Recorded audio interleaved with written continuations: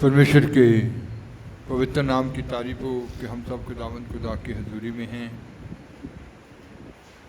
तो जैसे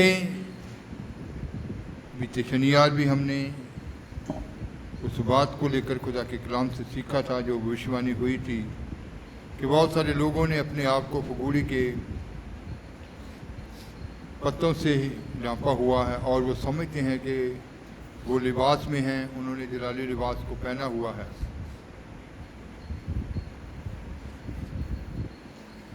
तो फगूड़ी के पत्ते क्या होते हैं?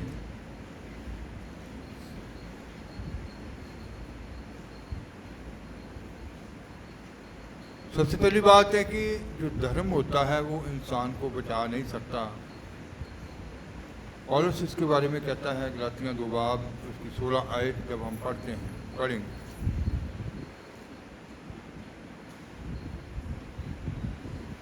ਤਾਂ ਵੀ ਇਹ ਜਾਣ ਕੇ ਭਾਈ ਮਨੁੱਖ ਸ਼ਰ੍ਹਾ ਦੇ ਕੰਮਾਂ ਤੋਂ ਨਹੀਂ ਸਗੋਂ ਨਿਰਾ ਯਿਸੂ ਮਸੀਹ ਉੱਤੇ ਨੇਚਾ ਕਰਨ ਤੋਂ ਧਰਮੀ ਠਹਿਰਾਇਆ ਜਾਂਦਾ ਹੈ। ਅਸਾਂ ਵੀ ਮਸੀਹ ਯਿਸੂ ਉੱਤੇ ਨੇਚਾ ਕੀਤੀ। ਭਾਈ ਮਸੀਹ ਦੀ ਨੇਚਾ ਤੋਂ ਨਾ ਸ਼ਰ੍ਹਾ ਦੇ ਕੰਮਾਂ ਤੋਂ ਧਰਮੀ ਠਹਿਰਾਏ ਜਾਈਏ, ਕਿਉਂਕਿ ਕੋਈ ਬਸ਼ਰ ਸ਼ਰ੍ਹਾ ਦੇ ਕੰਮਾਂ ਤੋਂ ਧਰਮੀ ਨਹੀਂ ਠਹਿਰਾਇਆ ਜਾਵੇਗਾ। तो भी ये जानकर कि मनुष्य व्यवस्था के कामों से नहीं, तो भी ये जानकर कि मनुष्य व्यवस्था के कामों से नहीं पर केवल यीशु मसीह पर विश्वास करने के द्वारा धर्मी ठहरता है। पर केवल यीशु मसीह के ऊपर विश्वास करने पर ही धर्मी ठहरता है। हमने आप भी मसीह यीशु पर विश्वास किया।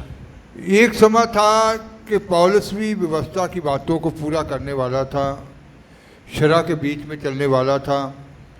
शरह की पूछो तो वो एक कट्टर था, लेकिन कहता कि हमने भी विश्वास किया। हमने भी पढ़ेंगे,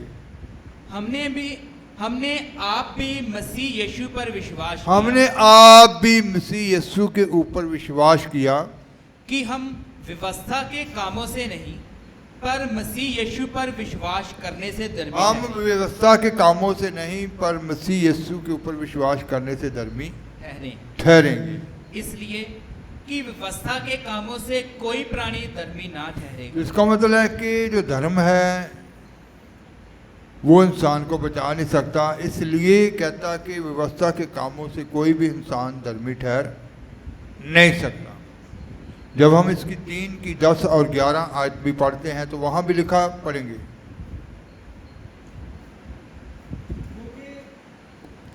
ਕਿਉਂਕਿ ਜਿੰਨੇ ਸ਼ਰ੍ਹਾ ਦੇ ਕੰਮਾਂ ਉੱਤੇ ਭਰੋਸਾ ਰੱਖਦੇ ਹਨ ਉਹ ਸ਼ਰਾਪ ਦੇ ਹੇਠਾਂ ਹਨ, ਕਿਉਂ ਜੋ ਇਹ ਲਿਖਿਆ ਹੋਇਆ ਹੈ ਕਿ ਸ਼ਰਾਪਤ ਹੋਵੇ ਹਰੇਕ ਜਿਹੜਾ ਉਹਨਾਂ ਸਭਨਾਂ ਗੱਲਾਂ ਦੇ ਕਰਨ ਵਿੱਚ ਜਿਹੜੀਆਂ ਸ਼ਰ੍ਹਾ ਦੇ ਪੁਸਤਕ ਵਿੱਚ ਲਿਖੀਆਂ ਹਨ ਲੱਗਾ ਨਹੀਂ ਰਹਿੰਦਾ।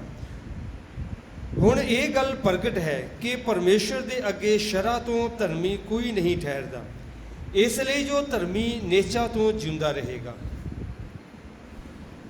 इसलिए जितने लोग व्यवस्था के कामों पर भरोसा रखते हैं, जितने लोग व्यवस्था के कामों के ऊपर भरोसा रखते हैं वह सब शराब के अधीन हैं, वे सब शराब के अधीन हैं। क्योंकि लिखा है जो कोई व्यवस्था की पुस्तक में लिखी हुई सब बातों लिखा गया है कि जो कोई व्यवस्था की पोथी में लिखी हुई सारी बातों को पूरा करने में लगा नहीं रहता वह श्रापित है। पर यह बात प्रकट है कि व्यवस्था के द्वारा परमेश्वर के यहाँ कोई धर्मी नहीं ठहरता। लेकिन ये बात प्रकट है कि व्यवस्था के द्वारा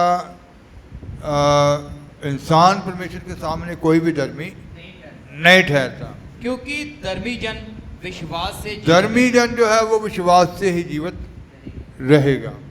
अफीसियाँ 2 बाब उसकी 8 और 9 है।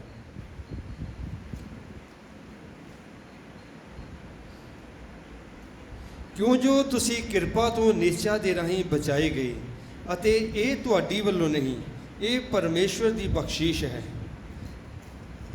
ਇਹ ਕਰਨੀਆਂ ਤੋਂ ਨਹੀਂ, ਅਜਿਹਾ ਨਾ ਹੋਵੇ ਭਾਈ ਕੋਈ ਘਮੰਡ ਕਰੇ।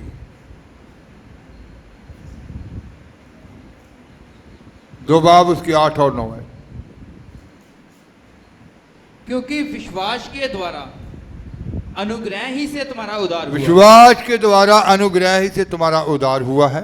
और ये तुम्हारी ओर से नहीं ये तुम्हारी ओर से नहीं है, वरन परमेश्वर का दान है, ये परमेश्वर का दान है, और ना कर्मों के कारण, ना कर्मों के कारण, ऐसा ना हो कि कोई घमंड करे।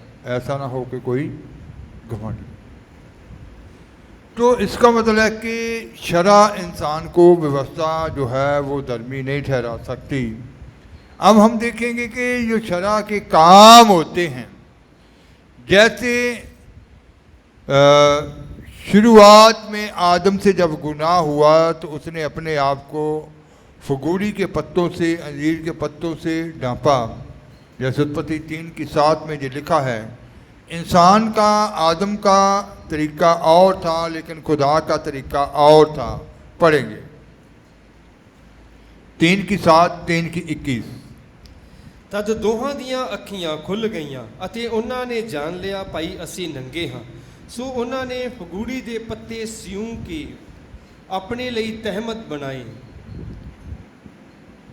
ਤਾਂ ਯਹੋਵਾ ਪਰਮੇਸ਼ਰ ਨੇ ਆਦਮੀ ਤੇ ਉਹਦੀ ਤੀਵੀਂ ਲਈ ਚਮੜੇ ਦੇ ਚੋਲੇ ਬਣਾ ਕੇ ਉਹਨਾਂ ਨੂੰ ਪਵਾਏ।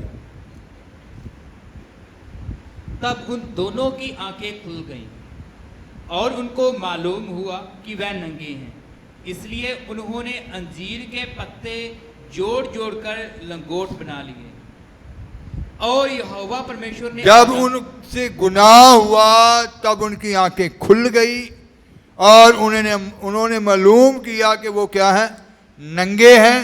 तब उन्होंने अंजीर के पत्ते जोड़ जोड़ कर क्या बना लिए, लंगोट बना लिए। लेकिन परमेश्वर का तरीका और है। हाँ जी, पढ़ेंगे। और यहोवा परमेश्वर ने आदम और उसकी पत्नी के लिए चमड़े के अंगरखे यहोवा परमेश्वर ने आदम और उसकी पत्नी के लिए चमड़े के अंगरखे बनाए, उनको पहना दी। तो उनको वो पहनाए। तो अब हम ये ध्यान करेंगे कि आज फगूड़ी के पत्तों की कलीसियाएं कौन सी होती हैं। फगूड़ी के पत्ते जो इस्तेमाल करते हैं उनके अंदर क्या गुण होते हैं, कैसे उनका जीवन होता है। शरा के कामों से इंसान धर्मी नहीं ठहर सकता, क्योंकि लिखा गया कि जो कोई शरा के कामों को पूरा करने में लगा नहीं रहता, इसका मतलब है कि कोई बात बीच में से छूटनी नहीं चाहिए। तो वो बार बार उनमें से कितनी बातें छूट जाती थी, गुनाह होता था, बार बार वो अपने पापों के लिए पाप बलि लेकर आते थे, गुनाह होता था, वो दोष बलि, पाप बलि जो लेकर आते थे। लेकिन आज खुदा के अनुग्रह के द्वारा इंसान धर्मी ठहराए जाते हैं। जिनके ऊपर अनुग्रह होता है वो विश्वास के द्वारा, कर्मियों के द्वारा नहीं, अपने अच्छे कामों के द्वारा नहीं। तो फगूड़ी के पत्ते वाले जो लोग हैं वो भी अपने कर्मों के द्वारा, अपने कामों के द्वारा धर्मी नज़र आने की कोशिश करते हैं। जैसे उनके जीवन में ये होता है कि वो अपने आप को, जैसे 10 आज्ञाएं हैं, उन 10 आज्ञाओं के बीच में खरा उतरने के लिए कोशिश करें, जतन करें कि वो उन हुक्मों को अपने जीवन से दिखाएं। वो क्या करते हैं कि फिर पानी का बपतिस्मा लेना, प्रार्थना जीवन, एक ईमानदार, दूसरों की नज़र में कि वो एक अच्छे नागरिक हों, ईमानदार नागरिक हों, देश के लिए, मोहल्ले वालों के लिए, रिश्तेदारों के लिए एक अच्छे धर्मी जन नज़र आएं। धर्म के कार्य वो करते हैं, भलाई के कार्य वो करते हैं। जैसे आज कितने लोग ऐसे भलाई के कार्य भी करते हैं, तरह तरह के भलाई के कार्य, जैसे बुज़ुर्गों के लिए वृद्ध आश्रम खोलने, अनाथ आश्रम खोलने, या कितने बहुत सारे ऐसे समाज में जो बहुत सारी जातियां भी भलाई के कार्य करती हैं। मसीह में आने वाले लोग भी ऐसे भलाई के कार्य करते हैं। तो वो एक अच्छा नागरिक होने के लिए अपने आप को जतन करते हैं, एक अच्छा ईमानदार, पानी का बपतिस्मा लेकर वो भी एक के प्रार्थना जीवन हो और दूसरों के सामने वो बहुत अच्छे अच्छे कार्य करते हैं। लेकिन वो रास्ता जैसे सुलेमान ने भी कहा था, जब नीति वचन 16 बाब की 25 आयत हम पढ़ते हैं कि एक ऐसा भी मार्ग है जो इंसान को क्या लगता है, ठीक लगता है, लेकिन उसके अंत में क्या है, मृत्यु है। हाँ जी, पढ़ेंगे। ਇੱਕ ਅਜਿਹਾ ਰਾਹ ਹੈ ਜੋ ਮਨੁੱਖ ਨੂੰ ਸਿੱਧਾ ਜਾਪਦਾ ਹੈ, ਪਰ ਉਹਦੇ ਅੰਤ ਵਿੱਚ ਮੌਤ ਦੇ ਰਾਹ ਹਨ। एक ऐसा मार्ग है जो सही लगता है, जो सीधा लगता है, लेकिन उसके अंत में क्या है, मौत है। तो नए नियम में भी पौलुस ने एक ऐसे झुंड के बारे में, ऐसे झुंड के लोगों को देखा, जैसे रोमिया की कलीसिया को खत लिखते वक्त उसने कहा था, रोमिया 10 बाब 1 ऐसे 3 आयत तक, हे ਭਰਾਵੋ, ਮੇਰੇ ਮਨ ਦੀ ਚਾਹ ਅਤੇ ਮੇਰੀ ਬੇਨਤੀ ਪਰਮੇਸ਼ਰ ਦੇ ਅੱਗੇ ਉਹਨਾਂ ਦੀ ਮੁਕਤੀ ਲਈ ਹੈ। ਮੈਂ ਉਹਨਾਂ ਦੀ ਸਾਖੀ ਵੀ ਭਰਦਾ ਹਾਂ। ਭਾਈ, ਉਹਨਾਂ ਨੂੰ ਪਰਮੇਸ਼ਰ ਲਈ ਅਣਖ ਤਾਂ ਹੈ, ਪਰ ਸਮਝ ਨਾਲ ਨਹੀਂ, ਕਿਉਂ ਜੋ ਪਰਮੇਸ਼ਰ ਦੇ ਧਰਮ ਤੋਂ ਅਣਜਾਣ ਹੋ ਕੇ ਅਤੇ ਆਪਣੇ ਹੀ ਧਰਮ ਨੂੰ ਦ੍ਰਿੜ ਕਰਨ ਦਾ ऐसे लोगों के लिए खुद पौलुस ने अपनी आत्मिक आंखों से उन लोगों को पहचाना, ऐसे झुंड को पहचाना कि अभी इनका छुटकारा नहीं हुआ, अभी इनको उद्धार प्राप्त नहीं हुआ, मुक्ति नहीं मिली, लेकिन कहता कि मैं भी उनके जो समाज में वो काम कर रहे हैं, मैं भी उनकी एक गवाही देता हूँ, साक्षी देता हूँ कि उनके अंदर एक अणख है परमेश्वर के लिए, लेकिन परमेश्वर की धार्मिकता के अनुसार नहीं है, परमेश्वर के धर्म के अनुसार नहीं है। और हाँ जी, ਕਿਉਂ ਜੋ ਪਰਮੇਸ਼ਰ ਦੇ ਧਰਮ ਤੋਂ ਅਣਜਾਣ ਹੋ ਕੇ ਅਤੇ ਆਪਣੇ ਹੀ ਧਰਮ ਨੂੰ ਦ੍ਰਿੜ ਕਰਨ परमेश्वर के धर्म से अनजान होकर अपने ही धर्म को दृढ़ करने का यत्न करके ਉਹ ਪਰਮੇਸ਼ਰ ਦੇ ਧਰਮ ਦੇ ਅਧੀਨ ਨਾ ਹੋਏ। वह परमेश्वर के धर्म के अधीन ना हुए। तो जैसे अभी हम मिलाप के तंबू के बारे में भी हर फ्राइडे सीख रहे हैं कि एक कलीसिया जो होती है, कैसे कैसे कानून, कैसे डिसिप्लिन, कैसे, तो ये झुंड जो था, इसने देखा, हो सकता है जो दूसरों के लिए दुआ करते हों, बीमार चंगे होते हों, या परमेश्वर के कामों के लिए इनके अंदर बड़ी अणख हो कि ज़्यादा से ज़्यादा आत्माएं बचाई जाएं, लोगों तक कलाम पहुंचाया जाए। लेकिन जैसे आपने रात भी फ्राइडे सुना था कि वो 6 प्रकार की टहनियाँ, टहनी सीधी कभी भी पायदान के बीच में लग नहीं सकती, और खुदा के निज़म के अनुसार प्रेरित और नबी नी है, यीशु मसीह कोने का पत्थर है, और सारी टहनियाँ प्रेरित और नबियों के बीच में ही, उनकी अधीनगी आज्ञाकारी के बीच में ही वो क्षमादान बन सकती हैं। तो इसका मतलब है कि अपने धर्म के अनुसार, अपने तरीके के अनुसार जो खिदमत करते हैं, वो टहनी क्षमादान नहीं कहलाएगी। क्षमादान की 6 टहनियाँ और बीच में क्या है, 7वां डंडा, जैसे रात आपने सुना, इसको आप दोबारा भी सुन सकते हैं। तो एक मार्ग ऐसा है जो इंसान को सही लगता है, उसमें वो धार्मिकता के काम, दूसरों को समाज सेवा के काम, अच्छे काम नजर आते हैं, लेकिन उसके अंत में मृत्यु है। जिर्मिया कहता, जिर्मिया 13 बाब उसकी 23 आयत जब हम पढ़ते हैं,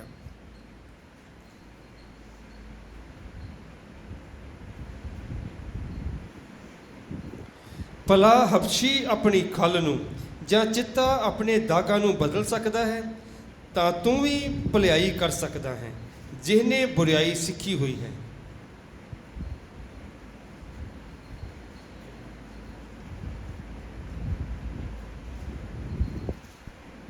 क्या हबशी अपना चमड़ा या चीता अपने दब्बे बदल सकता है? यदि वह ऐसा कर सके तो तू भी जो बुराई करना सीख गई है भलाई कर सकेगी। क्या हबशी अपने रंग को चेंज कर सकता है, अपने चमड़े को चेंज कर सकता है, या चीता अपने धब्बों को चेंज कर सकता है? अगर वो कर सकते हैं तो फिर तू भी जो बुराई करना सीख गई है। इसका मतलब है कि जब हम समाज में देखेंगे कितनी जातियाँ ऐसी हैं जो समाज के बीच में, जैसे दूसरी जातियाँ कितनी बुराई के कार्य करते हैं, अनाथों के लिए भलाई का कार्य करती हैं या गरीब लोगों के लिए भलाई का कार्य करती हैं, वो मसीह को बिल्कुल नहीं जानते, लेकिन कितने भलाई के काम वो भी कर रहे हैं। तो इसका मतलब कि अगर भलाई के काम करने से इंसान के अंदर के पाप धुल सकते हों, तो फिर कभी भी यीशु मसीह की कुर्बानी की ज़रूरत नहीं थी, फिर यीशु मसीह को लहू बहाने की ज़रूरत नहीं थी। बगैर यीशु के लहू के पाप क्षमा नहीं होते। ये व्यवस्था है कि आकाश के नीचे पृथ्वी के ऊपर कोई दूसरा नाम दिया ही नहीं गया जिसके द्वारा इंसान बचाया जा सके। इसका मतलब है कि समाज में, हर जाति में, हर मज़हब में लोग अच्छे अच्छे काम करते हैं, बड़े बड़े काम करते हैं। कितने देशों में सरकारें भी ऐसा करती हैं कि गरीब लोगों के लिए जहाँ कुछ अच्छी बातें जो समाज के बीच में अच्छी नज़र आती हों, तो उसके पीछे उनका मकसद, सरकारों का मकसद होता है कि आगे भी हम राज करें। लेकिन जो संसार के बीच में दूसरी जातियाँ भलाई के काम या कितनी संस्थाएं ऐसी चला रही हैं, वो नहीं जानती कि उधार जो है इस तरीके से कभी भी प्राप्त नहीं होगा। इसी रीति से मसीह लोग भी यीशु मसीह के ऊपर जो ईमान लाते हैं, बेशक वो अपने आप को एक ईमानदार नागरिक साबित करने की कोशिश करते हैं। 10 हुक्म जो है वो कोशिश करते हैं कि हम इनमें खरे निकल आएँ, और पानी का बपतिस्मा लिया होता है, प्रार्थना भी करते हैं, लेकिन असल सच्चाई से फिर भी दूर हैं कि खुदा उनसे क्या चाहता है, खुदा की योजना क्या थी उनके लिए। लिखा गया कि पृथ्वी की नींव रखने से पहले ही जीवन की पोथी में नाम लिखे गए हैं। किस लिए लिखे गए हैं, खुदा क्या चाहते हैं। पौलुस एक समय वो भी अपनी शरअ के अनुसार, फरीसी होने के अनुसार, वो शरअ का बहुत कट्टर था, रोज़ा रखने में, दसवान देने में, सब्बत के दिन को पाक मानने में, लेकिन वो बात उसको धर्मी नहीं ठहरा सकी। लेकिन जब उसका जीवन हम देखते हैं कि खुदा की योजना कुछ और थी, अलग थी उसके जीवन के बारे में, अगर वो उस बात से धर्मी ठहरता होता तो फिर जो खुदा की योजना थी उसके लिए वो कभी भी बुलाया नहीं जा सकता था। तो इसका मतलब है कि आज हमें असल को पहचानना है कि खुदा हमसे क्या चाहते हैं। हमारे केवल ये धर्म के कार्य, जैसे जचाया ने कहा कि ये मैले चित्रों के क्या हैं, समान हैं, मैले कपड़ों के समान हैं। बेशक हम कितने अच्छे अच्छे लोगों के लिए काम कर रहे हैं, लोगों को पैसा बांट रहे हैं। लोग आजकल कितनी सोशल मीडिया पे वो वीडियो आती है कि लोगों के लिए, बुजुर्गों के लिए, गरीब लोगों के लिए वो काम करते हैं, लेकिन हर काम के पीछे वो एक वीडियो भी बनाते हैं कि सरकारें देखें, उनको टैक्स ना देना पड़े, या दुनिया उनको देखे कि ये एक धर्म के कार्य कर रहे हैं।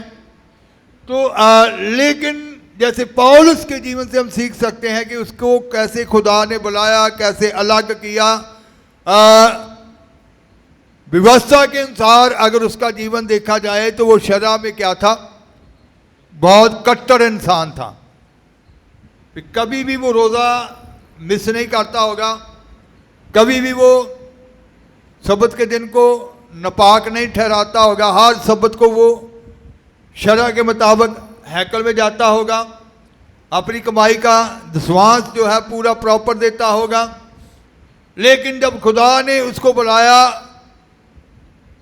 उसको क्या कहा, हे सौलस, हे सौलस, तू मेरे लोगों को क्यों सताता है। अगर उसके पहले धर्म के काम अच्छे, खुदा की नज़र में अच्छे होते, तो फिर क्या कहना था, हे सौलस, हे सौलस, तू तो अच्छा भला धर्म के कार्य करता था, ये क्या करने लग गया, है ना। फिर खुदा ने ऐसे कहना था उसको, तू तो बहुत अच्छा था। तो इसका मतलब है कि खुदा की योजना को पहचानना है, अपने तरीके से समाज में खुदा के लोगों के बीच में धर्मी नज़र नहीं आना है। अपना तरीका जो है ये गलत खुदा की नज़र में ठहर सकता है। पाक रूह से भर के खुदा की योजना को पहचानो, अपनी बलाट को पहचानो। खुदा पृथ्वी के ऊपर क्या योजना आपके लिए रखी गई थी, किस योजना के तहत आप बुलाए गए हैं, उसी के मुताबिक ही आपसे वो फल जो है खुदा चाहते हैं। तो आप फल जो लाना है, जो आपकी बलाट है, उसके मुताबिक ही खुदा ने देखना है। तो अपने सत्य जाने को, चुने जाने को समझना है कि खुदा मुझसे क्या चाहते हैं। अगर ऐसे धर्म के कामों के मुताबिक जो समाज में किए जाते हैं, तो फिर तो बहुत सारी जातियां के बीच में भी ऐसे लोग कर रहे हैं। तो आप मसीह के ऊपर ईमान लाए हैं तो नित्या के द्वारा ही धर्मी ठहराए गए हैं। आपके धर्म के कामों के द्वारा नहीं आपको बुलाया गया, बल्कि खुदा का अनुग्रह हुआ, जो पहले से ही पृथ्वी की नींव रखने से पहले से ही आपके ऊपर वो अनुग्रह ठहरा है। आपका नाम पहले से लिखा गया है। तो उसी की पहचान करनी है और खुदा की इच्छा को अपने जीवन में समझना है, उसको लेना है। एक खादम थे, सेवक, बहुत अच्छी किसी मिशन में सेवा करते थे, वहाँ से उनको सैलरी भी मिलती थी। कुछ 100 साल पहले की बात है। कहते कि बहुत उधर तन मन से सेवा करते थे। एक दिन खुदा ने कहा, वो दुआ कर रहे थे कि ये काम तेरा नहीं है, इनमें से निकल आ, इनमें से निकल आ, ये काम तेरा नहीं है,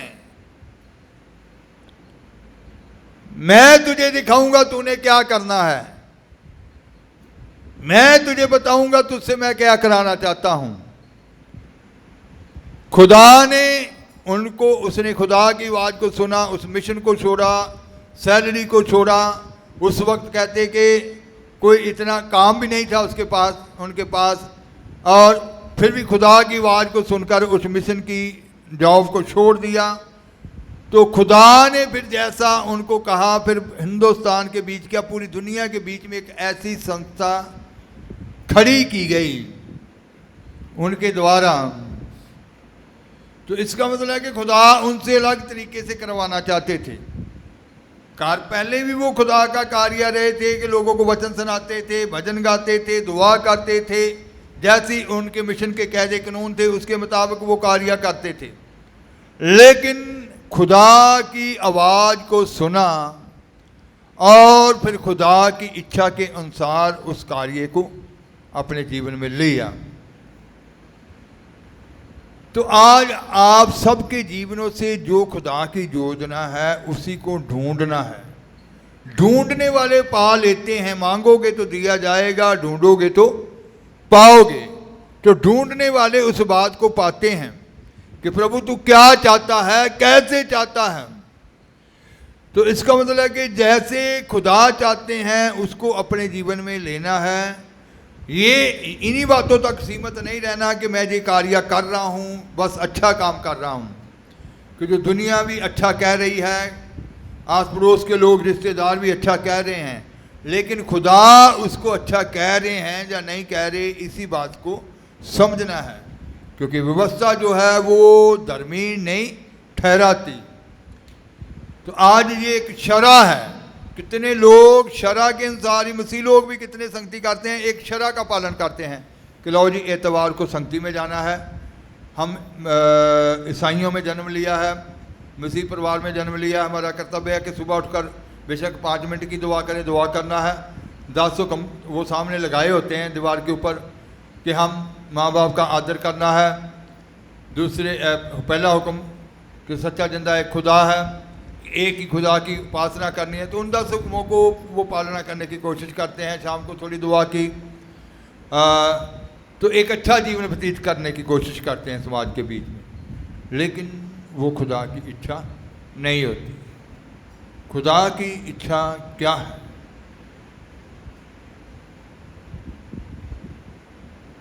पौलुस के बारे में कहा गया कि मैं उसको बताऊंगा कि उसे क्या करना है, मसीह के लिए कैसे दुख उठाना है, कैसे। तो पौलुस ने अगर खुदा की आवाज को सुना, तो आज हम बाइबल में सबसे दूसरे शिगिर्दों से नए नेम में ज़्यादा पत्रियां पौलुस की ही पढ़ रहे हैं। पौलुस के द्वारा जो खुदा का ज्ञान उतरा उसी को ही आज हम नए नियम के लोग पढ़ रहे हैं। इसका मतलब उसने खुदा की आवाज़ को सुना तो अपने उन धर्म के कामों तक ही सीमित नहीं रहा। उसने ये जवाब नहीं दिया कि प्रभु मैं तो अपनी शरह के मुताबिक कट्टर था, फिर मैं कैसे तुझको सता रहा हूँ। उसने खुदा की बातों को समझा और उन पुरानी बातों को छोड़ दिया। तो आज आपसे भी पुरानी बातों को अगर खुदा चाहते हैं कि छोड़ दो, उन बातों से निकल आओ और अब नया हो जाओ, तो फिर आगे बढ़ना चाहिए ताकि आप फगूड़ी के पत्तों तक ही सीमित ना रहें, बल्कि खुदा की इच्छा को समझकर वो धार्मिकता के लिबास, धर्म का लिबास पहन लें ताकि आप नंगे ना पाए जाएं। आंखें बंद करेंगे दुआ की याद।